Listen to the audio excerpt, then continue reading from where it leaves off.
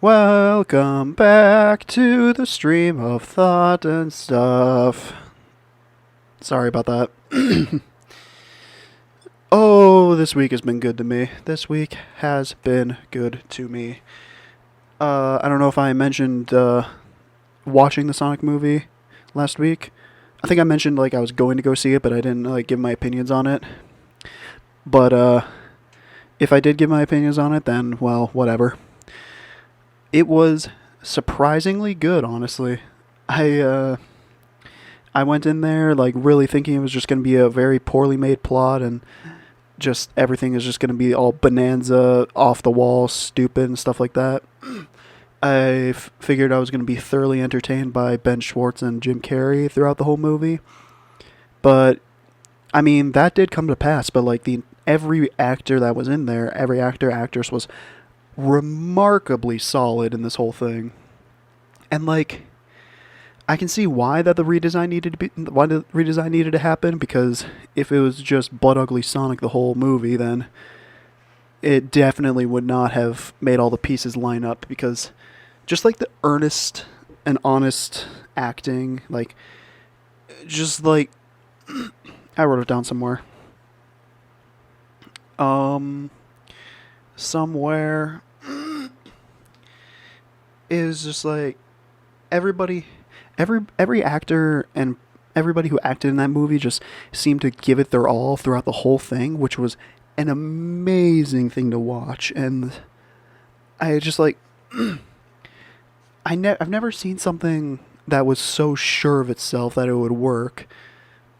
Like something that it seemed like so dead set on what it was doing. You can't really question what the logic of what is happening. You can't question what's going on. You're just allowed to sit back and enjoy yourself throughout the whole movie, and that's was really bizarre, because anybody like anybody like keeping up with any sort of news on the Sonic movie knows about the redesign, about everything that has happened behind the scenes of it.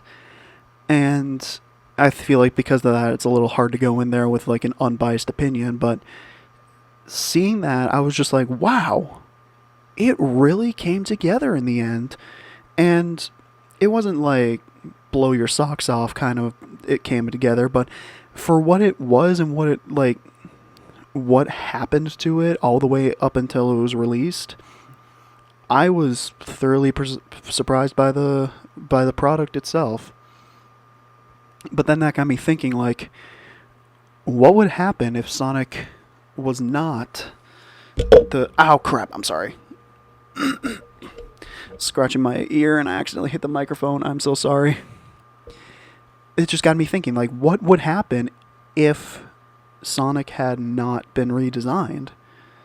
And that part of me is just, like, forever wondering what that movie could have been, because I feel like it would have been a lot harder to take seriously the stakes, the plot elements, everything that like surrounding Sonic, which is the movie itself.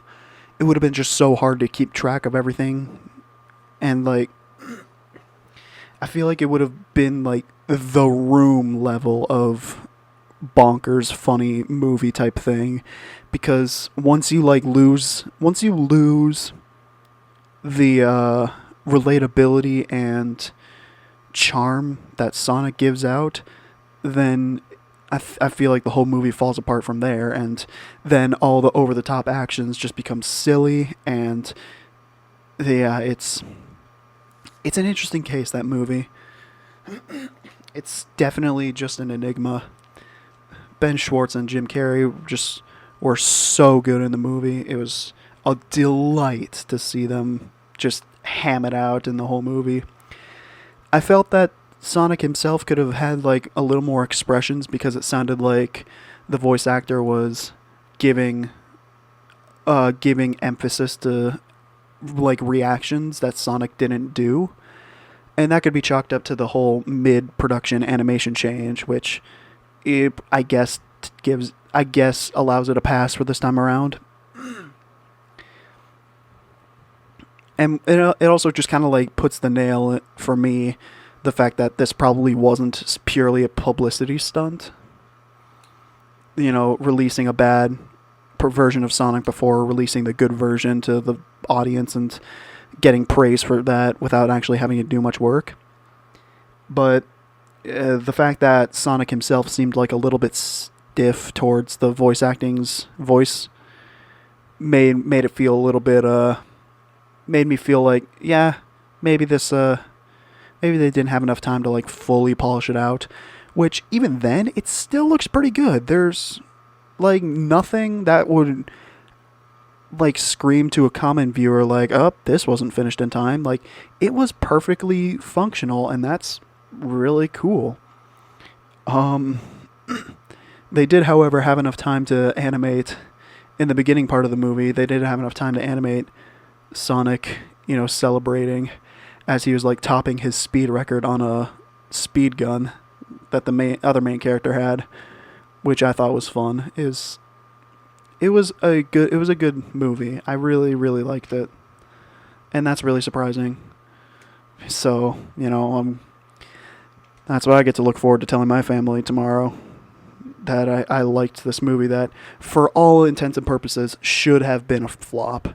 Like, I don't believe that movie should have been good, and yet here we are in a timeline where Paramount just went in, or not even the Paramount, the director went in and is like, all right, whoever greenlit this design, job.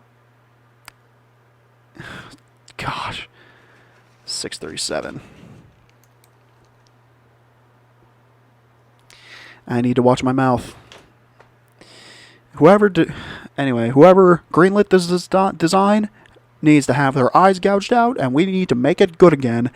And I think that really gave the animators a really big incentive to like actually make it good, because I noticed in the first design of Sonic, it was just like so lifeless, so just lacking of any sort of energy to it.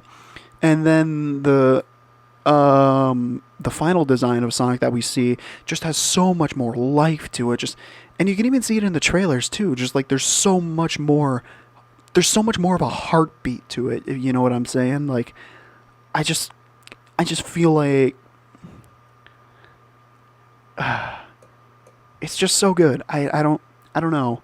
The more I think about it, the more I'm like, yeah, they really did a good job on that. Which, the Sonic movie is now becoming one of the opening weekend. It was the biggest movie in I think all time. It definitely beat out Detective Pikachu. So, you know, say what you will about Sonic, the redirection in animation really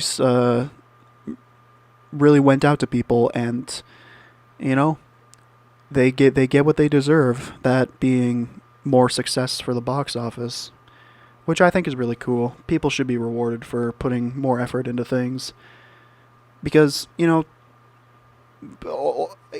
only if it shows, honestly. People really don't, people these days really don't understand what it takes to like put in something and make it like look that professional.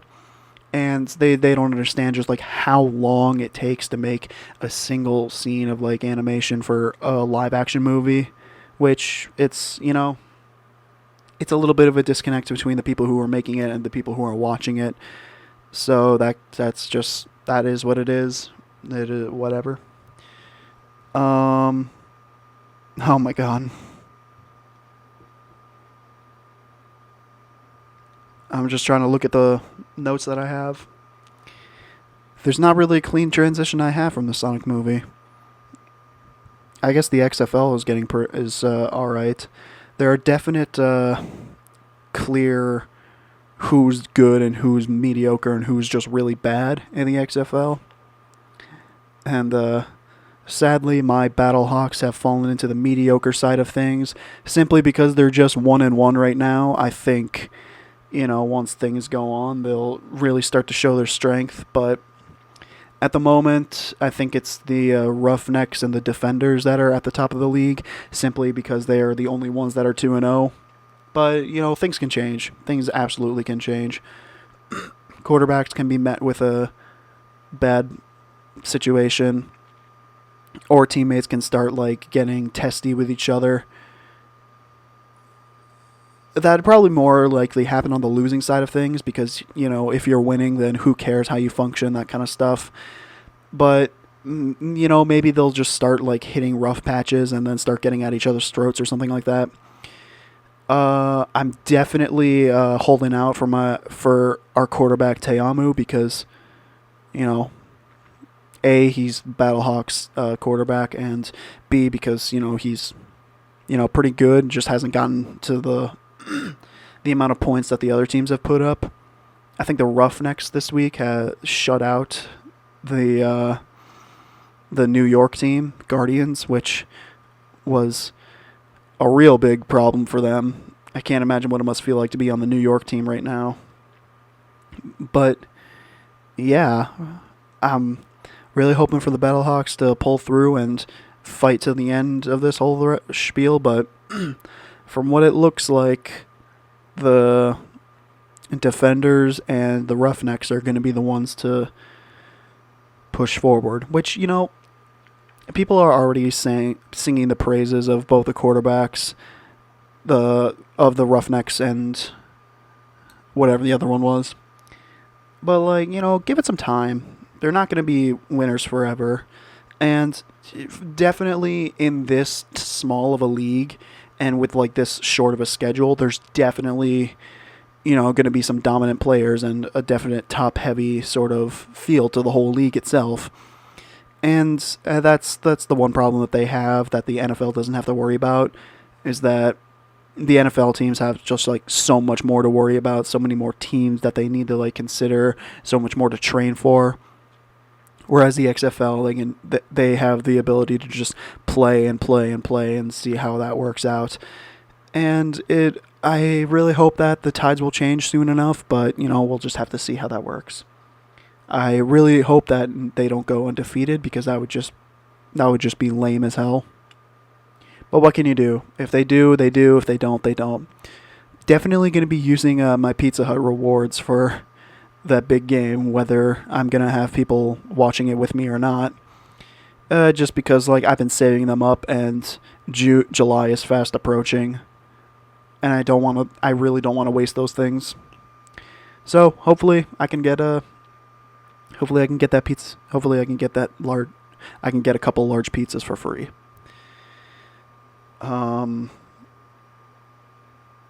Hey, yeah, that I really haven't.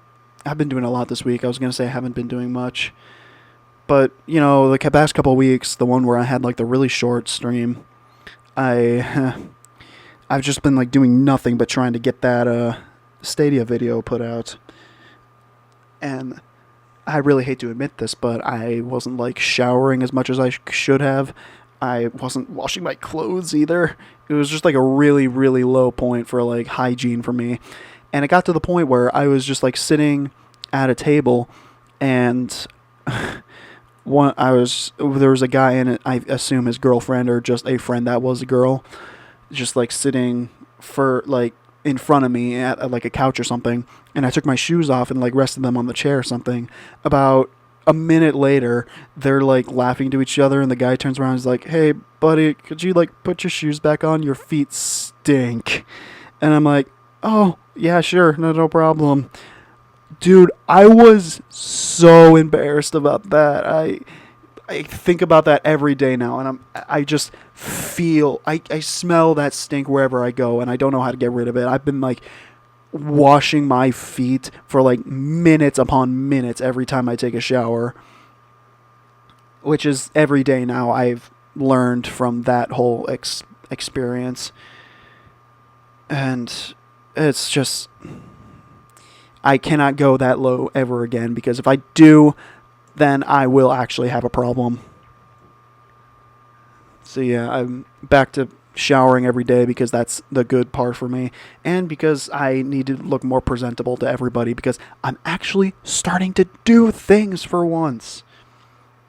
I went out to see somebody from the communications building to talk about the media studies major, and he talked about stuff where it's a jack of all trades type of major at the moment, where instead of like focusing on one field or something, I would get experience in multiple different fields of production to like be sure that I know how to work stuff in the production field.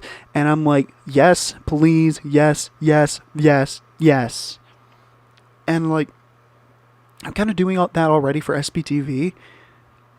So like, maybe media studies is probably the place I want to go. I don't know. Maybe we'll have to see. But it's definitely cool. Definitely cool. I really like production stuff. That's just my bread and butter. I want to do it. So yes, give it to me.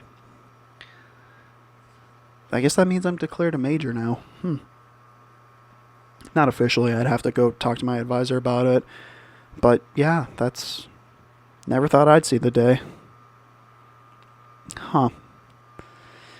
I'll also have to like look for whatever like careers and stuff that I may want to pursue in that field. But, you know, media studies major at the moment, not bad progress for me.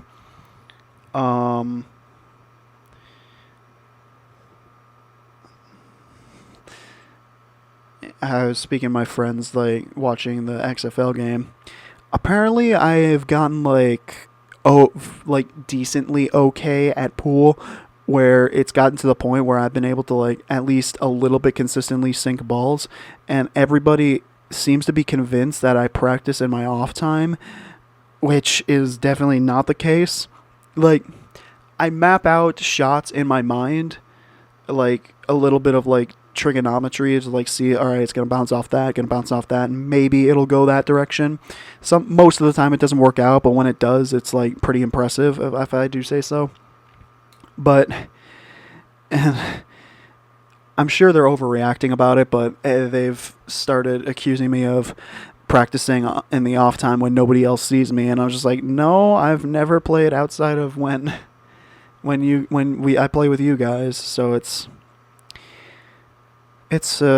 fun. We have fun here.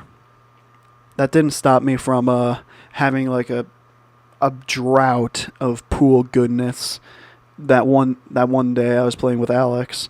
I just don't know what was up with me. I just like couldn't get a single shot in, and every time I went for a pocket, Alex would walk up and slam a ball into the pocket I was going for, which was just like, all right, I'm getting a little tilted about this. Not at you, but at myself.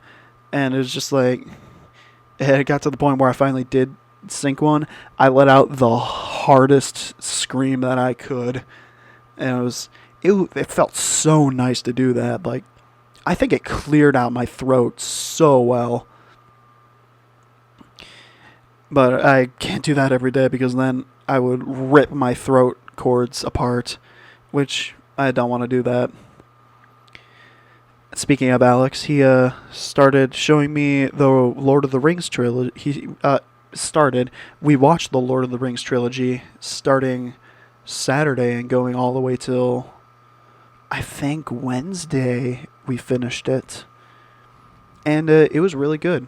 You know, I've always been avoiding the Lord of the Rings just simply because, like, oh God, I just don't care. And because... you know, the culture surrounding it made me think that if I did get into it, then I'd just like never ever return. And I spent a good amount of money on Yu-Gi-Oh cards. I don't want to get into another expensive hobby because like that's all that is really. It's just everything that you like is super expensive. I got into like Persona a little bit, and I got the Joker mask and the Joker costume, which cost about around $100-ish, which, I'm not super proud of, but at the same time, it's like a really cool costume. So I could probably use it for other stuff later on the road. I say that now to try and justify it without giving any sort of specific explanation. But I mean, the mask is cool, even before I broke it. And I'm trying to get another one right now. I ordered one and only this week was able to get a refund on it. I ordered it in damn December and I hadn't gotten it. They said that they were going to get it to me like last week, and it never showed up. I'm surprised I was able to get a refund on it, I'll be honest. But, you know, what do you do? Now there's just like a free mask just floating around in the world.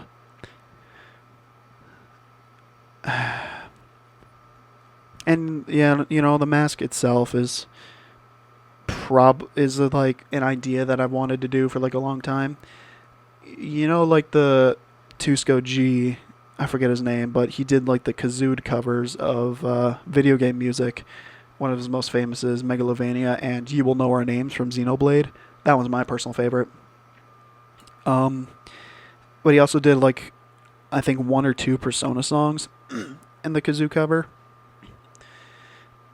And I was thinking like, what if he did Rivers in the Desert? And I had this idea where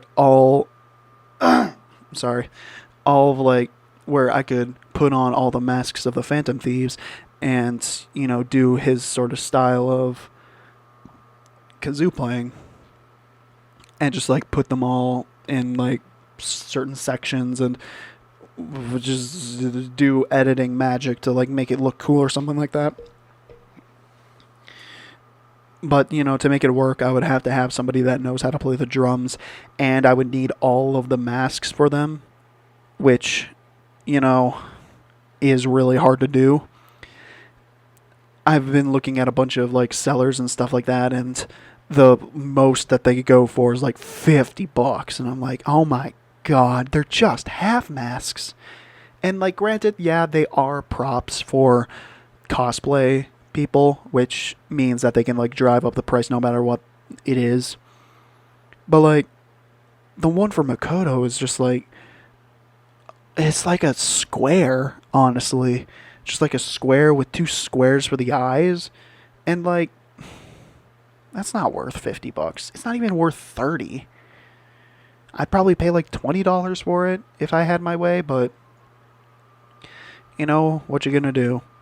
Joker's is surprisingly the most cheap that I've seen around the web. With the most, it's gotten to like 30. But that being said, the one that I had to pay $10 for never showed up. So like, I gotta like focus on that if I want to get if I want to get another mask of his. And the rest of them I just haven't even bothered looking at because Yusuke's is just the worst one to try and find. Because those go around the range of like 80-ish bucks. And if you're lower than that, then it just probably look like ass. So I don't know. I don't know how to. It's a struggle to try and find them. Haru's is the easiest one since I can literally just play that off as one of the Incredibles mask. So thank God for Haru, right? And I've been contemplating whether to include the new member from Persona 5 Royal because if I am going to do it, it's definitely going to be put out after it's released in North America, and it's definitely going to be out after the Japanese release because it's out right now. It's been out for like months now. So I don't know. It's probably something that I'll just carry with me forever. And if I end up doing it in my lifetime, then, all the better for me. And that's the basis of what these are for. Just a nice, hard memory to run back on. Not that I'll ever remember where this is from, but, it'll definitely be somewhere, and I can get some poor schmuck to search through it. I probably shouldn't be thinking that way. That's really mean.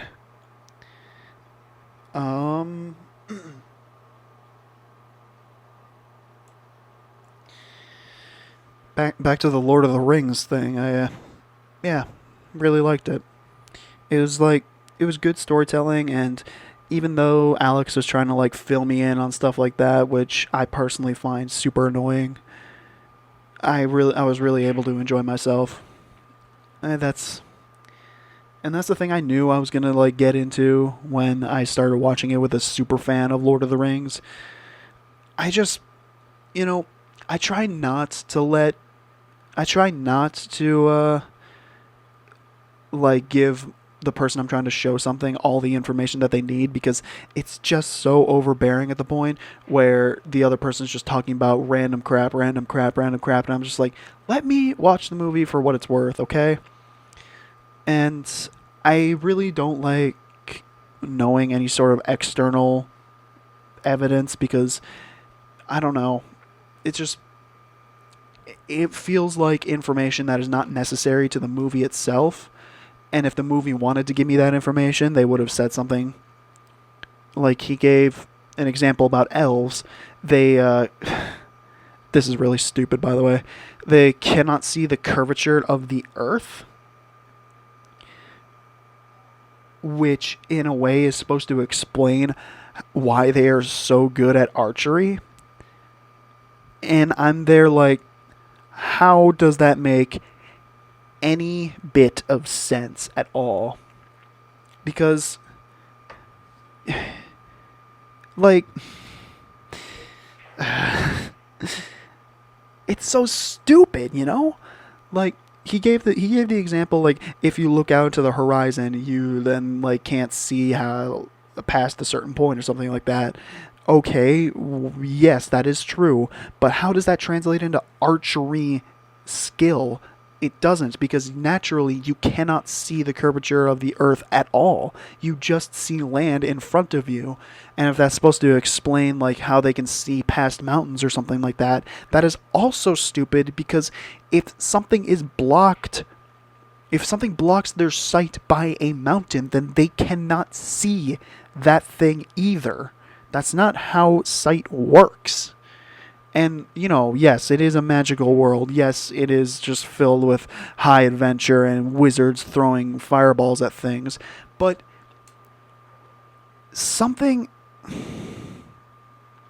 explaining something that just says they cannot see the curvature of the earth, and that's how good they are, that's how they're good at archery, is a stupid and like overcomplicated way to just, when you can just say that elves have a natural ability for the bow, which I would be perfectly fine for. But you know, I'm sure some nerds will get on my case about that and tell me why it's such a good thing that they don't see the curvature of the earth, and I simply don't care because it's just stupid.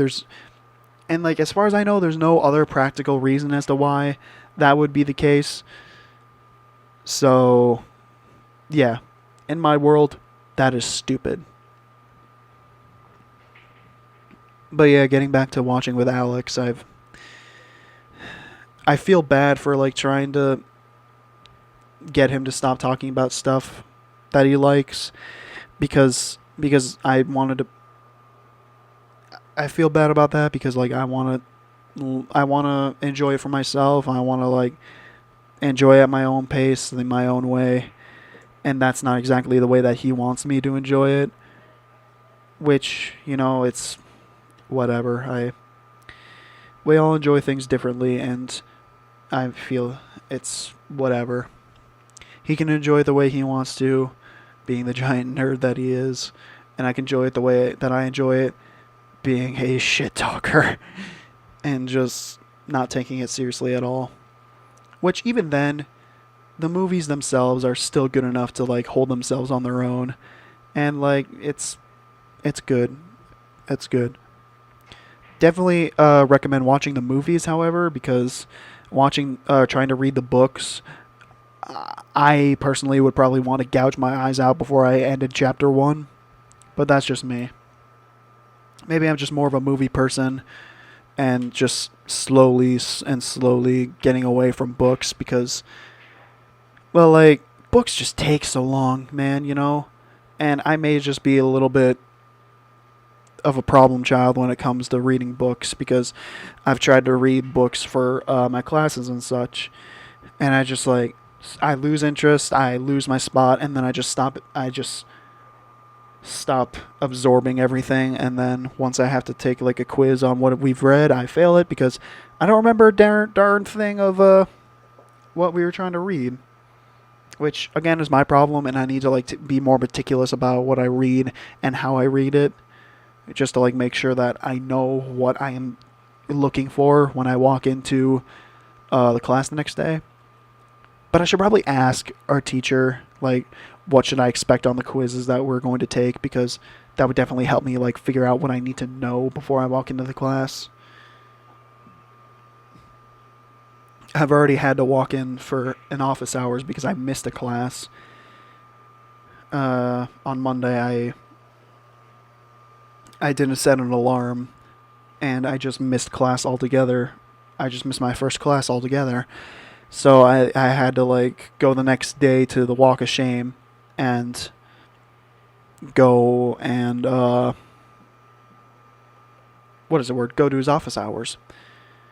And like, it was fine. I definitely was able to like, what's the word? I was definitely able to like talk to him and learn what we were learning at that day. But honestly, I probably could have just gone to the notes on Canvas and just read those out loud and got the same result. As long as like I didn't miss any like quiz or anything like that, then I'm perfectly fine with not with missing notes and something like that. And it's not like what we learned was necessary in the next class either, because we just like talked about notes and watched a movie or movie clip, which started with a guy cutting himself and performing surgery on himself, which was the most horrifying thing to see when talking about natural histories. But, to each their own. Some people think that's good storytelling or something like that. I don't know. It's kind of hard to get the... Alex is yelling outside. It's kind of hard to get... It's kind of hard to care for what the person's going through when you have no idea what the reason he is there for. But, then he eventually started like going and capturing animals and viewing their state of nature or something like that. Some natural science bullcrap that I personally don't care about. I'm just here for the GEP, man. Yeah. Oh my God. I need to take a sip of water before I talk about this, because there's another series that we watched that is a doozy.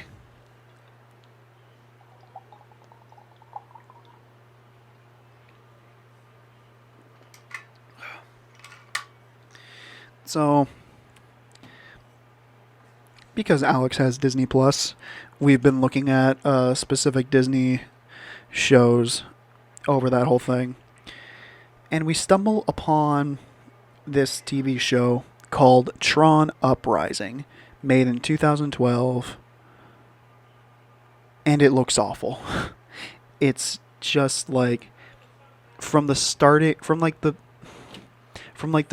that you see when you bring up the title or something like that. You just see four guys. One of them is the main character. One of them is just generic girl character. One of them is the Samuel L. Jackson wannabe. And the other one's just, I can't think of a name, so I'm just going to call him Liam Neeson. And they all have the same body type. It looks awful. The characters are distinct only in their faces, but their faces most of the time are just butt ugly. It's so bad. The writing itself is just so off the wall that it's so hard for me to continue to like and follow it, even though, like, and this is the most shocking to me, people look back on this with fondness, and I'm like, what do you see in this that makes this a good TV show? This was around the same time Gravity Falls was running, and they tried like the whole all stories carry a narrative type of thing in this movie, or at least I think. I don't know. It's like a very stupid mishmash of wanting every episode to be its own contained plots line and having consequences throughout the whole movie itself, or the TV series itself, which Gravity Falls does. It does it very well. Tron Uprising does not do it well. There's literally an episode where Zed, one of the main character's best friends, I don't know how, Zed sucks, he is recruited by the enemy team to be like, we're working to be like, we're working to take out the renegade. Are you in? And he's just, and it's insinuated that he's like, yeah, I'm in. And I'm like, that's actually a pretty good story beat. They're setting up the main character's best friend to be against the cause that he is fighting for. And let me give you an idea. And it's just like, they just get rid of it. I can't even sugarcoat it. They get rid of that plot point the very next episode, and it is stupid. I just can't. I don't know what they were thinking of introducing that very neat plot point that could have genuine repercussions throughout the whole movie. But in the very next episode, they show him throwing away his wristband to indicate that he is no longer going to be a part of that group.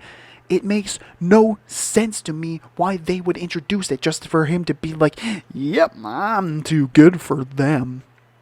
This makes me upset. That, and there's like a superpower. Okay, so I don't know anything about the universe of Tron, but I think at the moment that they introduced the concept of all of their programs' files. That's what the main characters are, programs. They're just ones and zeros. So, there goes the whole relatability. But anyway, all the programs, memories, and people are banging outside. They're moving trash cans up and down the stairs. How neat. What was I saying? I think this TV show introduced the idea of programs, memories, and identity being tied to the discs that they keep on their back, which is weird because they use them as throwable weapons. And they also established that with a program without a disc starts to lose their memory and eventually becomes completely subject to just everything in the world. Which makes me wonder, like, what is the darn point of them throwing them around like they're, I was going to say Tron discs, but they're literally Tron discs. What is the point of them throwing around then? If it is literally their lifeline to who they are. And I'm only getting upset at this is because it only shows up in the TV show, I think. I don't know for certain. I don't believe that it shows up in any of the other two movies that have, exist. But anyway, they established that. And there's also a power disc that supercharges the program so they can like get super fighting abilities and just kick ass. It's the kick ass disc. Insert it in your disc and you just start to kick ass. That being said, they had the whole point of it where the main character needed to destroy it so like it wouldn't fall into the wrong hands. He didn't. He ended up using it, and some other terrible plot line happened in that movie. But my point is that they did end up destroying it by cutting it in half, which is the worst way to destroy something because data recovery exists, and cutting it in half is absolutely not the right way to do it. But the writers couldn't have that. They just had to have the disc itself grow back. I don't understand how that works. Are you saying that you can just cut it in half and get another 2 discs? That's not how that works. But anyway, they established that. They established that the enemy has the superpower disc, and that one of the guys is going to use it for bad or something like that. The very next episode, the main character is confronted by that very same bad person, and he just doesn't use it. He doesn't use it at all, even though it is established that he can kick the main character's butt with it.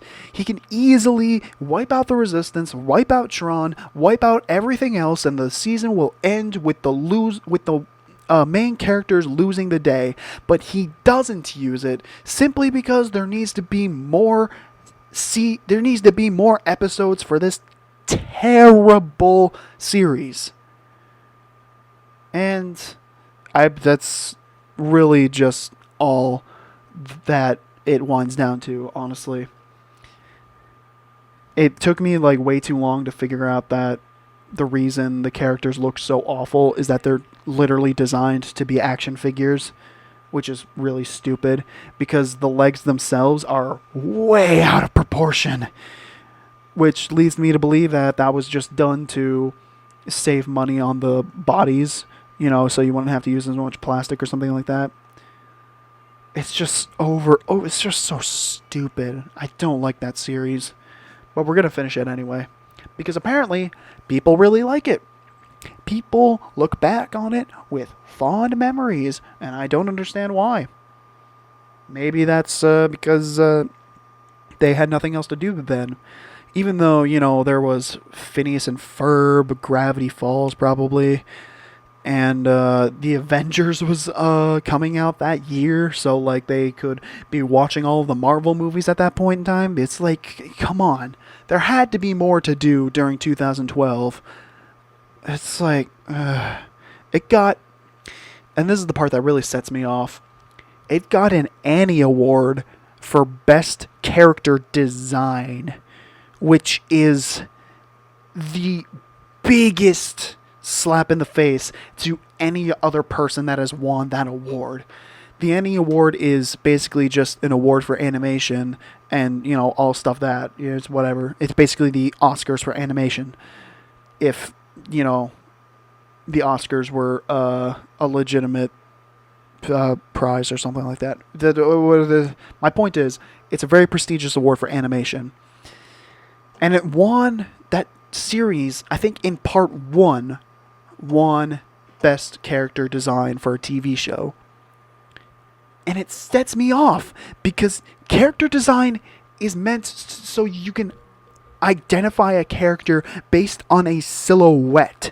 And yes, some of the characters have different face shapes, but body shape, they are all the same. You cannot distinguish a character from their body down, from their neck down, because they are all the same from that point. It's so... It's such a big slap in the face to anybody else who was doing, like, character design, because, like, yes, the faces are distinct. They look ugly, but let's be fair. It is distinct enough to where you can get a grasp on the personality of each character. Beck is the chiseled, like, good-looking guy, common hero. The girl is, girl. She has long and differently colored hair, so she's going to be the love interest of literally every guy on the show. The main Zed has like a super punchable face and is always getting himself into problems. With super fat cheeks and pursed lips all the time he is on camera. So he's like super arrogant and super full of himself. Which, that's fine. That's good character design, but only for the faces. The bodies is where you lose it because it is all the same. And I'm definite... There's probably some other... I didn't look further into it, but maybe it was because that year was just such a weak year for animation itself that maybe they just couldn't give it to anything else without looking like complete fools. But, I mean, at the same time, you're giving it to Disney, which is, like, the laziest thing to do when you're awarding animation prizes. I need to look at the nominees for the rest of it, because at the time, I just cannot fathom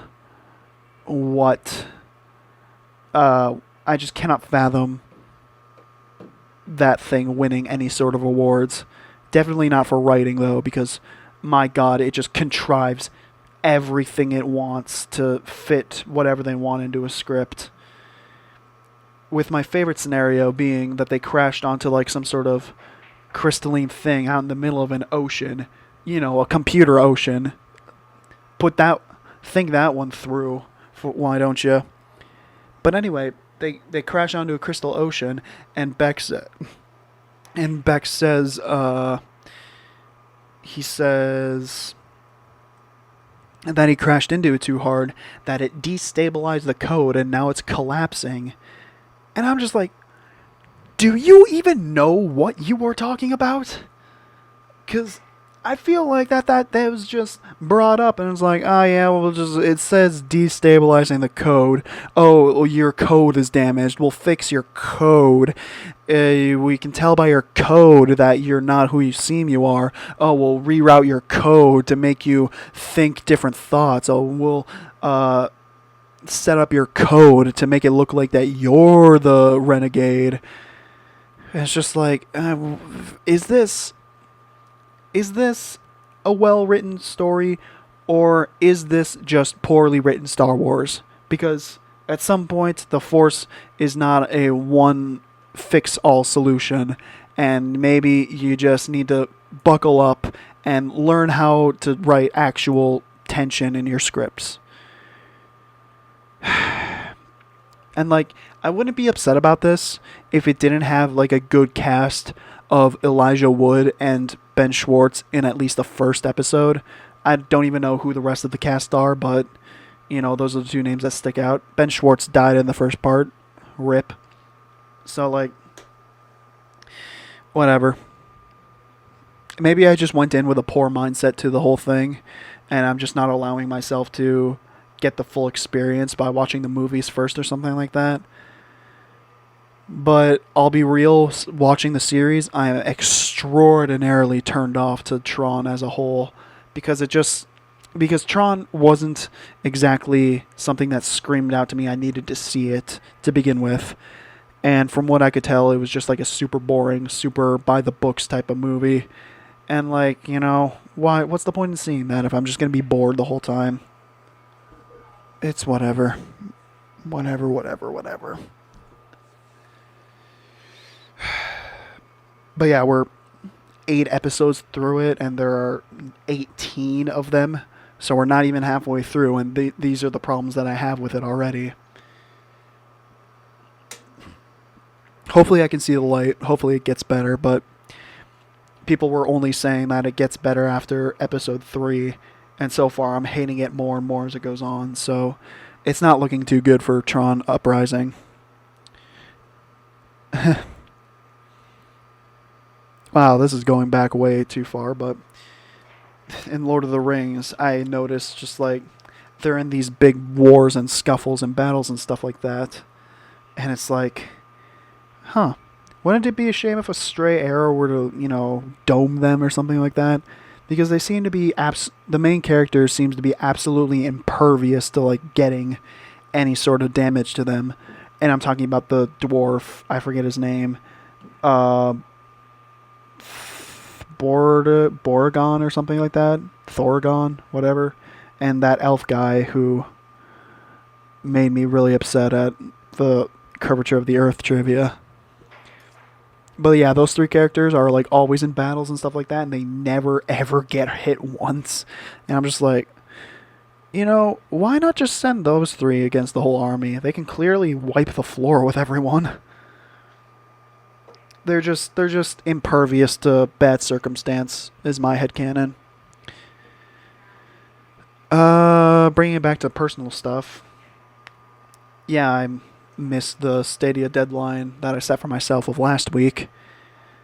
And I wanted to like finish it this week and get it up, but you know, school caught up with me, and now I am sorely behind on it. Where at the point I just look sheepish if I don't. I just look like an idiot if I just wait longer. But like I can't find the inspiration to like hunker down and start doing it because my classes are starting to like ramp up in difficulty. I have a formal analysis for Hamlet that's about at the minimum 900 words. And if I get in the right mood, then I can breeze through that, no problem. And it's not like it matters what I say in there because it's all pretentious stuff. But like, yeah. I really wanted to get that out by 14th, but it's It is what it is. Stadia seems the big thing that Stadia was winding up for that I mentioned in the video. Their big whole plan was that the base form of Stadia was going to be free, which, you know, is honestly the perfect pricing for the base form of Stadia, because it's not like you can get perfect 4K quality anyway. So like, what's the point of even having? Shut up. So like, what's the point of even having that capability if you're just not able to stream it to begin with? And like, dude, there's no excuse for being forced to pay that much money for a library that small. Like, I know not many people need to have like games that stretch an entire wall's worth, but I don't know. Stadia itself just seems like a very poorly executed idea. I like the idea that you can like pay for something and then instantly play it. That stuff is cool. But what I don't like is, not being able to have physical access to the games and needing an internet connection, even if it's a single player. That's a real letdown for me. Maybe I'm just too old school to enjoy the new type of technology, but what I do like is not having to worry about the hardware of a game. It's a real give and take, the whole cloud service is, because on one hand you're getting theoretically unlimited potential for graphics and stuff like that, and you'll never have to worrying about hardware ever again. But at the same time, you lose all sorts of freedom that you have to like make the stuff what you want. Like, you don't even have direct ownership of the stuff that you buy. You buy the games on Stadia and Stadia alone, but if you happen to cancel Stadia or lose the membership or you violate something, then Stadia can just be like, all your games are gone. And I really don't like that. I'd like to have my games with me, and I'd like to guarantee that I can play them when I want them to. Because, like, I can crack open an Xbox and be like, yeah, it's technically not endorsed by Microsoft anymore, but I can still play games off of it. That's really nice.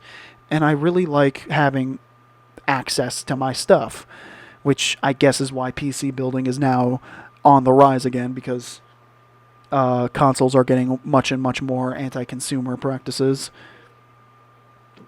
So, like, that's really what it comes down to. There's just far less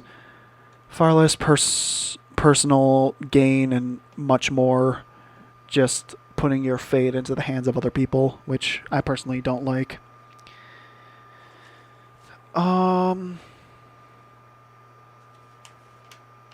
Oh god, I have so much more, and I'm approaching the hour mark. I did my laundry this week.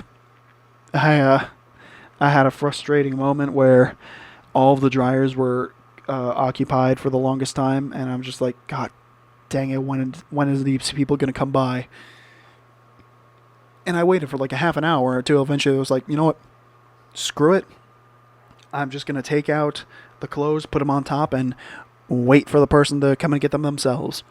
I went through 2 loads of drying cycles, which takes about an hour each, and the person still didn't come back. Keep in mind, these were full when I walked into the laundry room, so I was able to wash 2 loads, dry 2 loads, and leave after half an hour of waiting for a dryer, and the person still hadn't come by and gotten their clothes. Like, what are you possibly doing that you would forget your laundry for that long? You either have way too much trust in everybody on the floor, or you simply don't give a rat's ass about everybody else on the place to go and get your stupid laundry that is taking up a very, very small selection of dryers for everybody. It's stupid. Anyway, and that, you know what? On the topic of trusting people way too much, that very same day, uh, some guy with a guitar was looking for a place to like record his music or something like that, and he couldn't go into his room because apparently his roommate had a girl over or something like that, and he didn't want to disturb them. So he asked me and Alex for a room key. I didn't give him mine, but Alex gave him his, and we finished our pool game, and I was just like really on edge the whole game, and I'm like, oh my god, our stuff is gonna get stolen. We're gonna come back, and it's just like the fridge is gonna be gone, the microwave may be gone, and I was just like, it got to the point where we finished our game, and I'm just like, I'm gonna take my stuff and walk up there to like pretend to get something. And if I don't hear music in there, I'm going to burst in and see what is stolen. But, you know, good thing is I didn't even get to leave the room before he returned. So that was a relief. And at least, you know, we can trust one person in this hall to not steal our stuff. It was scary. It was very, very scary, I admit. And I probably should have been more resistant to that whole thing, because I don't know, I probably should have just sat in the room with him just to make sure, just like not bother him, not do anything, just make sure he doesn't do anything suspicious. Um yeah, there's also even an Xbox in there that Alex had, which, you know, if it had gotten stolen, wouldn't have been my fault. The TV was not even mine either, so yeah, whatever, man. There's another odd thing that's happening to me. I keep getting a bunch of YouTube ads for safe doors. I don't know if anybody else is getting them at this point in time. The week between February 14th and 21st. But, like, did anybody get ads for safe doors? There was a guy that was just, like, walking up, like, oh, this is the Mark 30 with a safety level 7. And it's got this type of lock. And I'm just like, what part of my search history led you to believe that that's what I wanted to see? And like, I'm watching slow-mo guys, I'm watching gaming videos, I'm watching Game Grumps a lot. I'm not watching anything even related to cracking safes. It's funny. It's really funny watching the Google algorithms struggle sometimes. Um,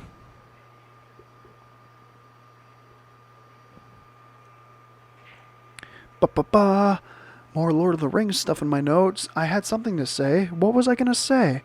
Oh my god. Okay, this will be the perfect note to end on. So, in light of doing things with the creation team, I feel a little more comfortable with being able to put my ideas out there. So I proposed a TV show idea to SPTV, and they didn't shoot it down immediately. So at the moment, it has a pretty good chance of like actually being made. So like, oh my god, that's cool. I could probably be the host for it, which will be interesting. What I'm going for at the moment is a trivia game show surrounding video games, and I could use it to flex my knowledge on video games and stuff like that. All the useless crap that I've been accumulating over the years. And since it needs to like fit into like 20 minutes, I'm shooting for 20 minutes of recording at the moment. Since it needs to shoot for 20 minutes, it'll only be a 2-point game, where there must also be a first, second, and third place player. So like, there's no ties ever, and there has to be one person in third place, one person in second place, and so on. And if there is a tie, there's a half question asked to, make sure there is no ties. And if somebody loses in third place with 0 points, then they get a penalty put upon them, and they have to live with the fact that they are not an epic gamer. I wrote up a mock script for it. I'm not sure if I had to do that, but I I did it anyway. It's I need to like tweak it a little bit, and depending on what name I choose, then I need to fix it accordingly. But I feel like it could just be more just kind of off the cuff, whatever we want to say we can say minus profanity because SPTV won't allow that. But yeah, I'm doing something. I'm creating something, and I'm so excited to do it. Some of the people there were saying that they could get the video game enthusiast people to come in and be like contestants for the show, which I probably have to beef up my video game questions for them if if my questions prove to be not hard enough already, because I feel like I picked some pretty obscure topics. I don't know. The first one's easy itself. It's asking which was the first console Sonic came on to, which I'm pretty sure people know about. I'm sure people who are video game enthusiasts know about that. But yeah, I'm thinking of a game show, and I really imagine myself doing it. Now that's different to like whether if I can actually like perform it well or not, but it's all really going to be dependent on the contestants themselves and how well they react to the questions. And of course the first couple episodes are going to be like test to see to like feel out the topic and see if I need to calibrate the rules at all. Maybe there could be more questions, maybe there could be less downtime between people or something like that. Maybe I just have like a cutoff time in my head for like when we need to stop rolling or something like that. But that's, you know, that's for figuring out once we finalize the whole thing. But yeah, people are very supportive of it, and I think that maybe because like I've been, you know, blindly walking into SPTV and helping out any way I can, which you know definitely does get you some brownie points if you if you want any advice on how I get through the world. But yeah, I don't know when it's gonna air. I don't even know if it's gonna be approved yet. But yeah, I'm making moves for the first time. For the first time at SPTV. I'm making moves there. Um, that's about all that I've got, I guess. Thanks for listening to me talk. Thanks for listening to Alex yell about pool outside. He's still yelling. What a bastard. Anyway, thank you so much for listening to me, and if you're me from the future who lost your memories, stay strong.